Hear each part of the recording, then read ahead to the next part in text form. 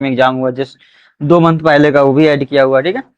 तो हम one word substitution सबसे पहला हमारा टॉपिक था, तो वन वर्ड हम सब्स्टिट्यूशन ही OWS हम याद करेंगे, ठीक है ना।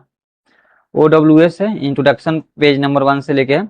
और सबसे पहले हम देखेंगे टॉप 200 जो जितने भी क्वेश्चन जो है इंपॉर्टेंट जो SSC CGL में क्वेश्चन पूछा गया, तो सबसे इंपॉर्टेंट यही है कि 200 जो क्वेश्चन रिपीटेड क्वेश्चन है वो इंपॉर्टेंट है, वो भी देखेंगे, ठीक है।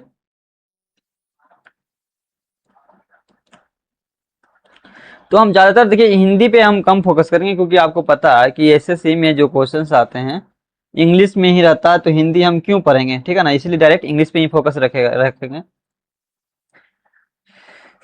तो सबसे पहले हम टॉप 200 OWS देखेंगे, जिसका नाम A1 रखा हुआ। एंड इंस्क्रिप्शन ऑन जो है tomb storm in memory of a person who has died.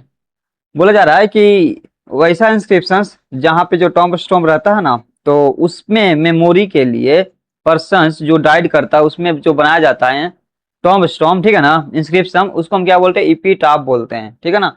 समाधि लेख या फिर स्मृति लेख, ठीक है ना। कोई जैसे डेट कर जाता है तो आप देखते होंगे कि एक पिलर टाइप के बना दिया जाता है, ठीक है ना, और उसमें कुछ लिख दिया जाता है, ठीक है ना।